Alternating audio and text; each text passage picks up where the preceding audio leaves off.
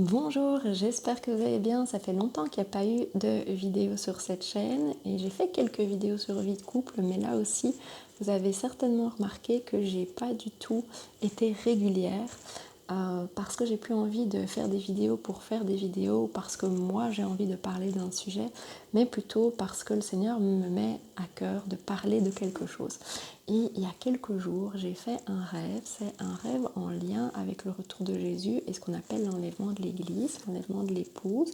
J'ai fait une vidéo à ce sujet sur vie de couple il y a déjà plusieurs mois, si vous voulez savoir ce qu'est l'enlèvement. Je ne vais pas vous partager ici les détails de ce rêve parce que ce que le Seigneur me met à cœur, c'est de vous partager le message que j'ai reçu, qui est un message personnel, mais qui en même temps est un message qui s'adresse à tous les disciples de Christ. Et le message, c'était « Il est temps que tu sortes de ta zone de confort pour aller apporter l'Évangile ».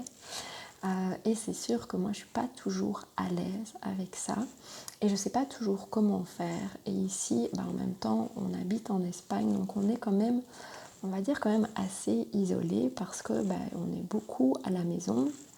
Quand on travaille, c'est de la maison et donc on a moins d'occasion de vraiment rencontrer beaucoup de personnes et leur parler de Jésus. Mais voilà, ça c'est peut-être un peu une excuse aussi que je me donne.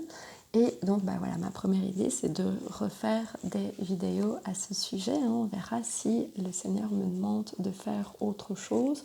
Mais en tout cas pour le moment, pour moi c'est plus confortable de m'exprimer en français. Et donc ça m'a ramené ce rêve au verset dans Matthieu 28.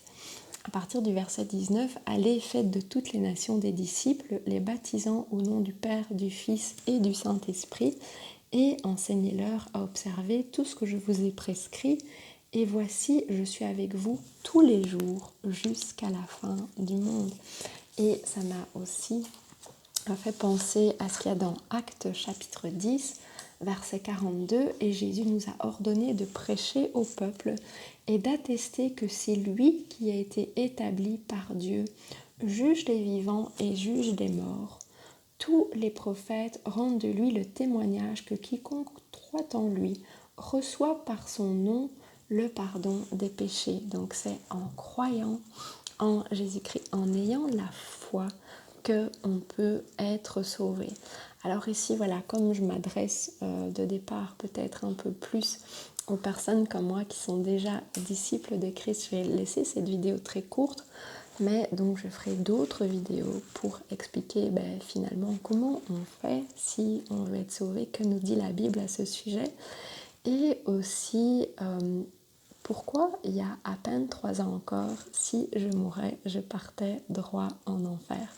Et avec Xavier, on a envie de faire également une vidéo qui parle de ce que Jésus a fait dans notre vie depuis notre conversion, à quel point nous avons changé et notre vie a changé. Que le Seigneur vous bénisse, on se retrouve très bientôt.